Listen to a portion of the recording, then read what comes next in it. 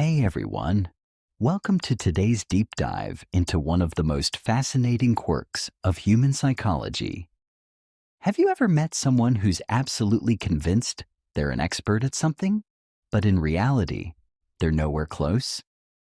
Maybe it's your friend who thinks they're a master chef because they can make instant noodles, or that coworker who's sure they're a tech genius but struggles to log into their email.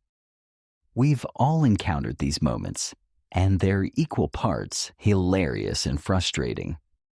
But here's the kicker. There's a scientific reason why some people think they're way smarter than they actually are. It's called the Dunning-Kruger Effect, and today we're going to unpack it in detail, exploring why clueless people act like know-it-alls, why experts often doubt themselves, and how we can all avoid falling into this trap. This lesson is going to be a fun, eye-opening journey. So settle in, maybe grab a coffee, and let's get ready to learn something new about how our brains work. By the end of this, you'll not only understand the Dunning-Kruger effect, but also know how to spot it in others and, let's be honest, maybe even in yourself. If you're excited to dive into some psychology that'll make you rethink the world, stick around, and when you're done, drop a comment with your thoughts or a story about someone you've seen this effect in action. Let's get started. So, what exactly is the Dunning-Kruger effect? At its core, it's a cognitive bias where people with low skills or knowledge in a specific area wildly overestimate how good they are. Meanwhile, those who are actually skilled or knowledgeable tend to underestimate their abilities. It sounds counterintuitive, doesn't it? You'd think that the more you know, the more confident you'd be, but it's the opposite. The less you know, the more likely you are to think you're a rock star. This phenomenon was named after psychologists David Dunning and Justin Kruger, who discovered it back in 1999. And it's been blowing minds ever since. To make this clear, imagine you're at a trivia night with friends. There's always that one person who's shouting out answers with total confidence, even when they're completely wrong. They're not trying to mess up. They genuinely believe they're nailing it. That's the Dunning-Kruger effect in action. On the other hand, the person who's quietly racking up points, getting every answer right, is probably second-guessing themselves, wondering if they misheard the question or forgot some key detail. The contrast is stark. The clueless are cocky, while the competent are cautious. To visualize this, picture a graph in your mind. On one axis, you've got knowledge or skill level, starting from complete beginner and moving to expert. On the other axis, you've got confidence. When someone knows almost nothing about a topic, they're at the peak of what's jokingly called Mount Stupid, brimming with unwarranted confidence. As they start learning, they realize how much they don't know, and their confidence plummets into what we'll call the valley of despair. But as they keep learning and improving, their confidence slowly climbs back up, forming a gentle slope. Experts end up confident, but never as arrogantly certain as they were when they knew nothing, because they understand how complex their field is. Why does this happen? Why do people with the least skill act like they've got it all figured out, while experts are riddled with doubt? We're going to break this down into 6 key sections. The science behind the Dunning-Kruger effect. Why ignorance fuels overconfidence. How comparisons distort our self-perception, the feedback loop that makes overconfidence worse. Why experts doubt themselves, and practical ways to avoid falling into this trap. Along the way, we'll share stories, examples, and tips to keep you engaged and help you apply this knowledge to your life.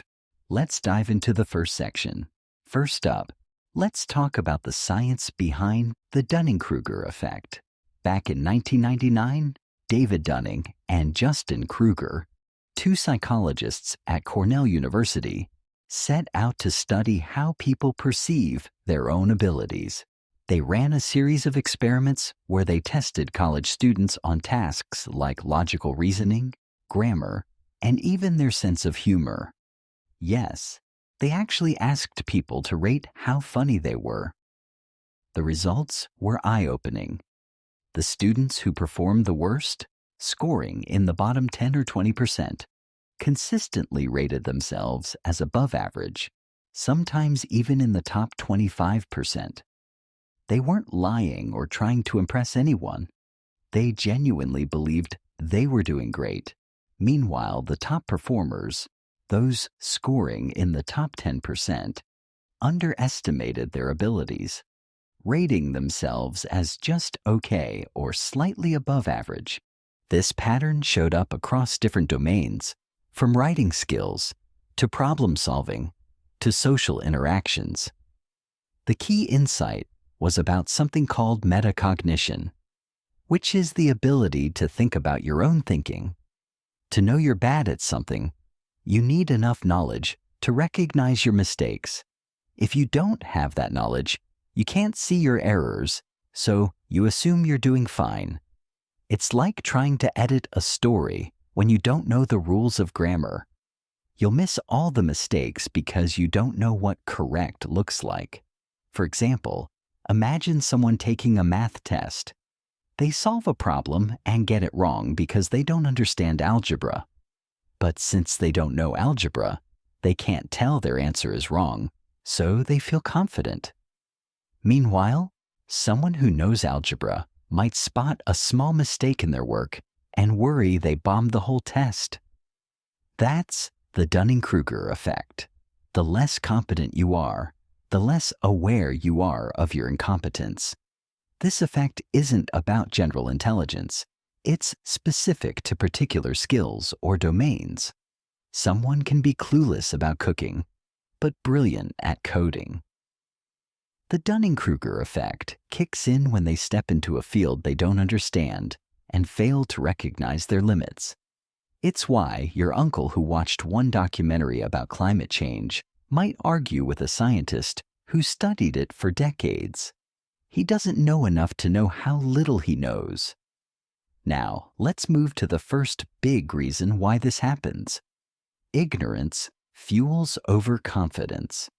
When you know very little about a topic, you don't even realize how much you're missing. It's like trying to solve a puzzle when you only have a handful of pieces and don't know there's a whole box of pieces you haven't seen. You think you've got the full picture because you can't imagine what's missing. Let me tell you about my cousin Sarah. She's awesome, but last year she decided she was going to fix her car because she saw a quick online tutorial.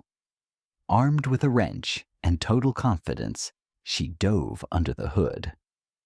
2 hours later, the car wouldn't start, and she'd somehow managed to disconnect the battery and lose a crucial part. The mechanic she called was not amused, and it cost her a fortune to fix. Sarah's mistake wasn't just trying to fix the car. It was not knowing how complex car repair is. In her mind, that one tutorial made her a mechanic. That's the Dunning-Kruger effect. The less you know, the less you're aware of what you need to know. This isn't just a funny story. Science backs it up. In Dunning and Kruger's experiments, low performers lacked the metacognitive skills to evaluate their own competence. They didn't know what good looked like, so they assumed they were good. It's like a kid who draws a stick figure and thinks it's a masterpiece because they've never seen a detailed portrait. Without a frame of reference, they can't judge their own work accurately. This plays out everywhere, especially online. If you've ever scrolled through social media, you've seen people confidently sharing advice that's completely wrong. Think about those posts claiming you can cure a cold by eating garlic all day, or that you can get rich by following some shady investment tip. These people aren't trying to mislead anyone. They genuinely believe they're dropping wisdom. Why? Because they don't know enough to realize how little they know. In 2020, during the early days of the pandemic, some folks online claimed that certain unproven remedies could cure serious illnesses. They weren't experts, but their confidence convinced others, sometimes with dangerous consequences. Ignorance isn't just bliss, it can be risky. The second reason people overestimate their abilities is what I call the comparison trap. When you're not skilled in a field, you tend to compare yourself to others who are equally unskilled, so you feel like a superstar. It's like being the fastest runner in a group of people who don't run. You're not actually fast, but compared to them, you feel like a champion. I saw this firsthand at my old job. We had a colleague, let's call him Jake, who thought he was a presentation guru. His slides were a disaster. Weird fonts, clashing colors, and animations that made everyone dizzy. But Jake was convinced he was amazing because everyone else in our small team was just as bad at presentations. In his little bubble, he was the king of slides. But when we brought in a professional designer for a workshop, Jake's confidence took a hit. He realized his work didn't hold up against real expertise. That's the comparison trap. When you're surrounded by people who know as little as you do, you feel like an expert. Dunning-Kruger's research showed that low performers often judge their skills based on relative comparison, not absolute standards. If everyone around you thinks a basic task is impressive, you'll feel like a genius for doing it. This is why online communities can amplify the Dunning-Kruger Effect. On platforms like social media, people surround themselves with others who agree with them, so their half-baked ideas get likes and shares, boosting their confidence. Imagine someone posting a life hack that's actually useless, like a get-rich-quick scheme. Their followers, who don't know any better, hype them up, and suddenly they think they're a financial genius.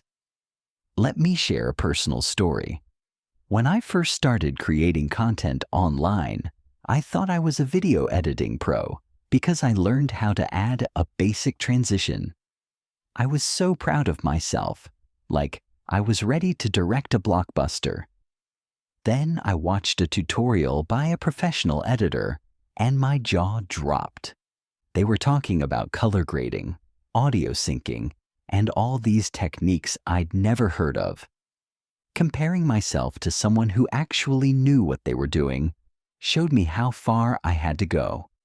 That moment of humility was a wake-up call, and it helped me climb out of Mount Stupid. The third reason people think they're smarter than they are is the confidence feedback loop.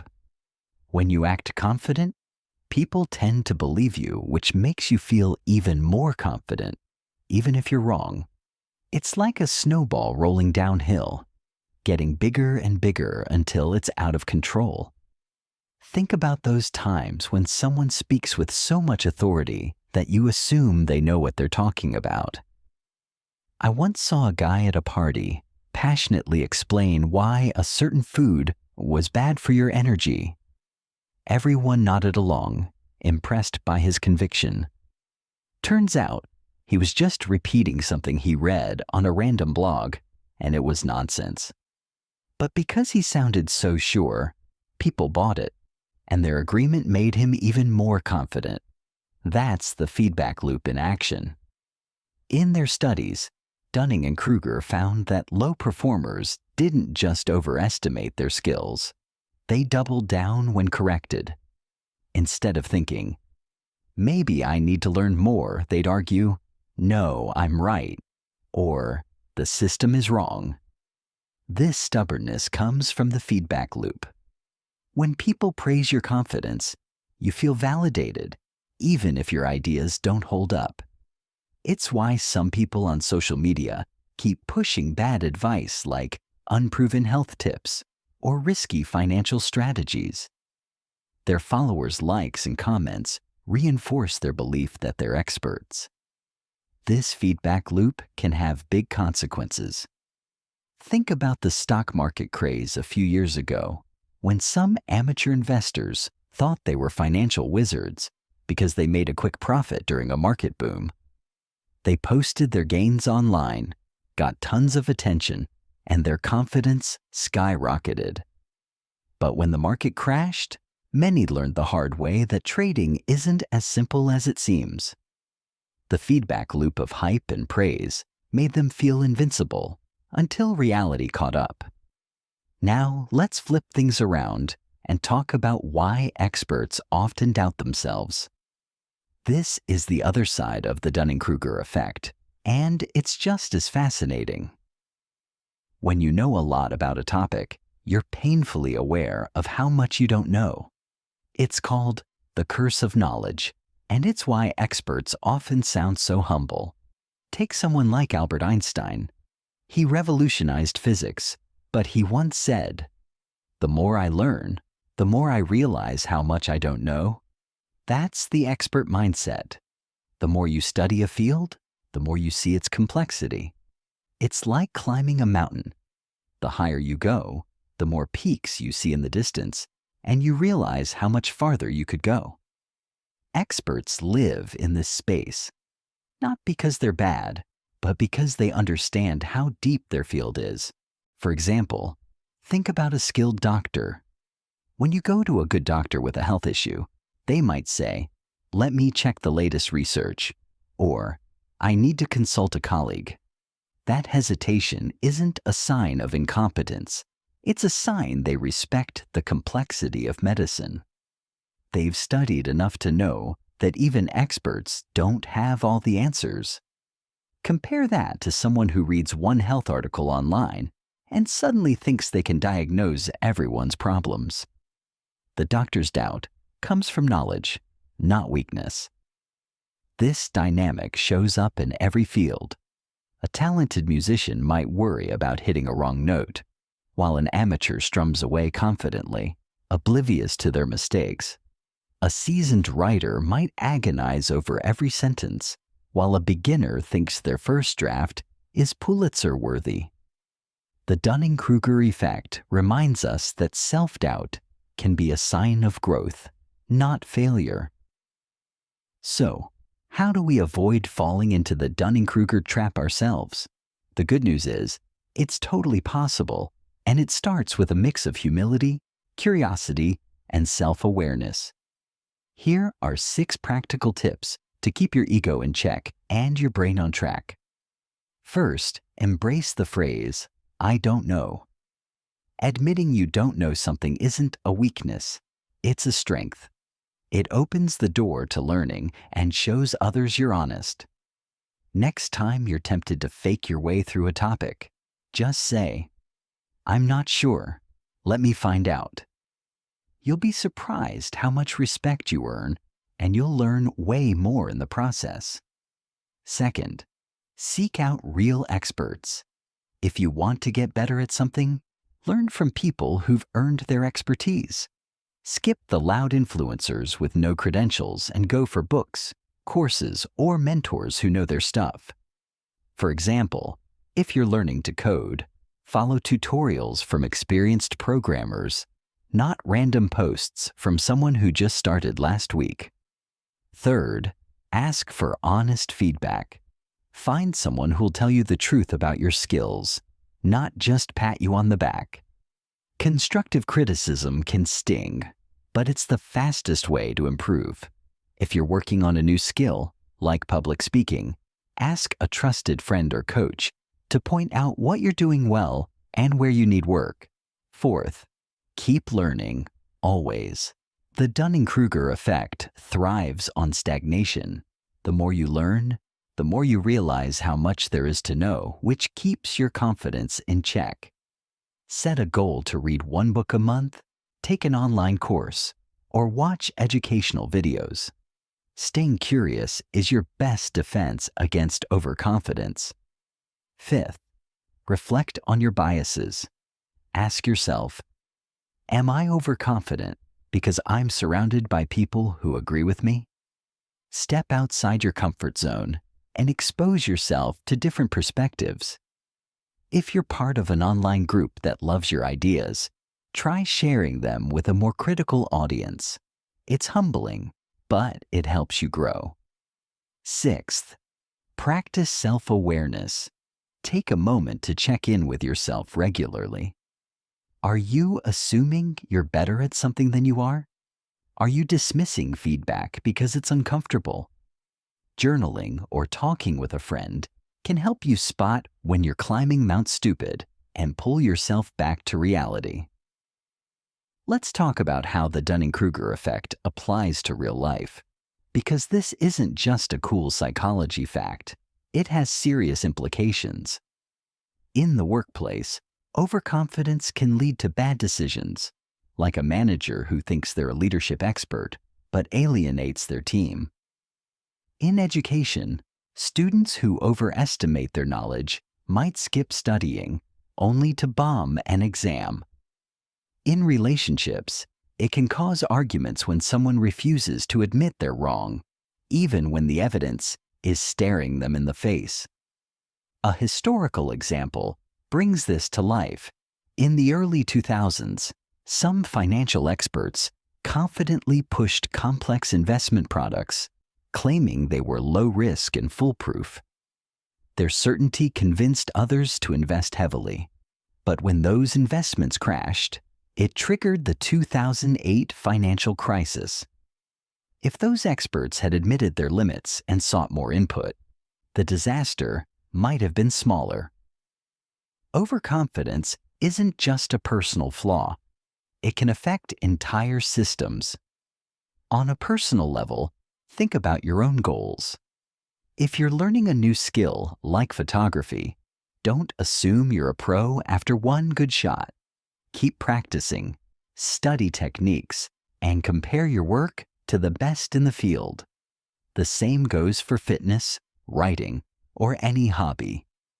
Humility and effort are the keys to moving from Mount Stupid to real competence. Here's one more story to drive this home. A friend of mine, Lisa, decided she wanted to start a blog about nutrition. After reading a few articles, she was ready to share her expert tips with the world. She wrote posts about diets and supplements, convinced she was helping people. But when a dietitian friend read her blog, they gently pointed out several inaccuracies. Lisa could have doubled down, but instead, she took a step back, enrolled in a nutrition course, and learned how much she didn't know. That humility turned her blog into something actually helpful, and now she's got a loyal following. That's the power of escaping the Dunning-Kruger trap. So, what's the big takeaway? The Dunning-Kruger effect shows us that overconfidence often comes from ignorance, while self-doubt can be a sign of growing expertise. It's a reminder that we're all vulnerable to thinking we're smarter than we are, especially in areas we don't know well. But by staying humble, seeking feedback, and committing to lifelong learning, we can climb out of Mount Stupid and into real competence. I want to hear from you now. Have you ever caught yourself in a Dunning-Kruger moment where you thought you were great at something but realized you had a lot to learn? Or maybe you've seen it in someone else, like a friend who's sure they're an expert after one Google search. Drop your stories in the comments. I'd love to hear them, and I'm sure others will too. If this lesson helped you understand why people overestimate their abilities, share it with a friend who might need a reality check. And don't forget to subscribe for more deep dives into psychology that make you think and laugh. Thanks for listening. Keep curious, and I'll catch you in the next one.